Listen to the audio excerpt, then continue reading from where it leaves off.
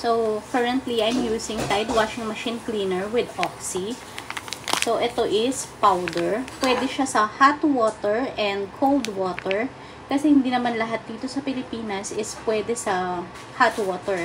Kasi yung mga ibang washing machine, wala namang hot water function or steam function. So, yes, linisan na natin yung washing machine natin. This Tide Washing Machine Cleaner with Oxy is pupwede sa top load or front load washing machine. So, in my case, our washing machine is a top load. Yan, from LG. Ang gagawin ko lang is, of course, ilalagay lang itong powder sa loob ng washing machine.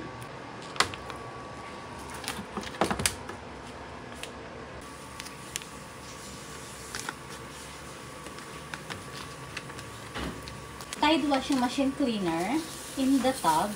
Ibuhos lahat ng laman niya.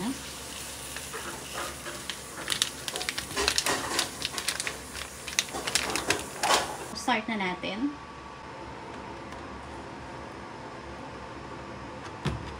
Power on. And then, yung washing machine namin kasi meron siyang tub clean.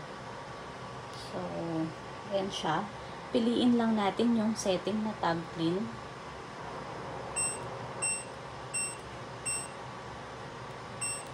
Press start.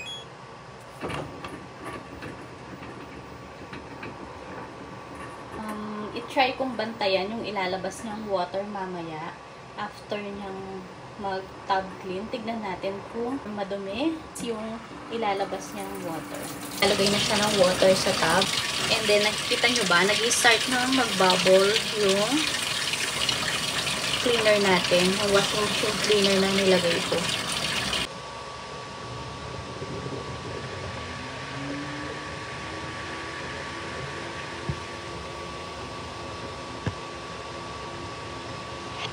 Ang tub clean is, hindi nyo ini-skip to.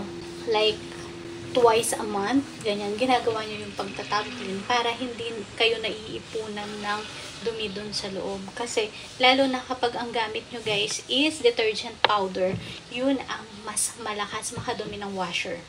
Kaya, itong washing machine is designed siya for powder detergent, pero hindi na ako gumagamit ng powder detergent.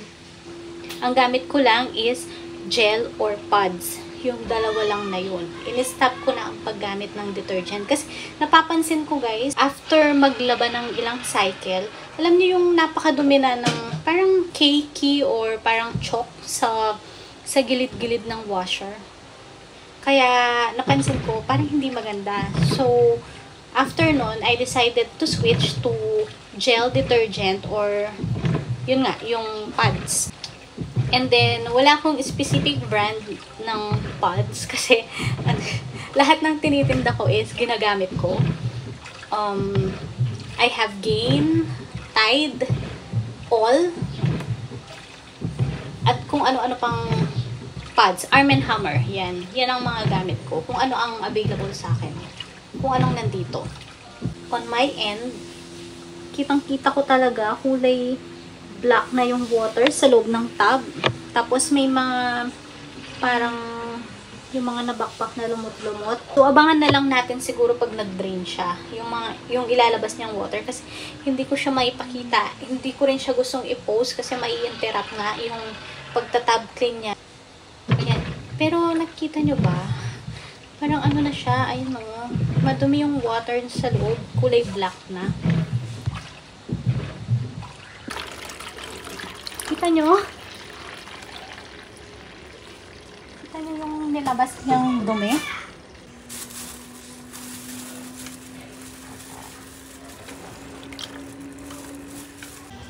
I-drain na natin guys. Actually, marami pa yan kanina. Kaya lang kasi, dahil nag-overflow na, sumama na yung iba sa mga na-drain. Pero, ayan pa yung mga natira oh. Ito yung dumi sa washer na naiipon dun sa likod.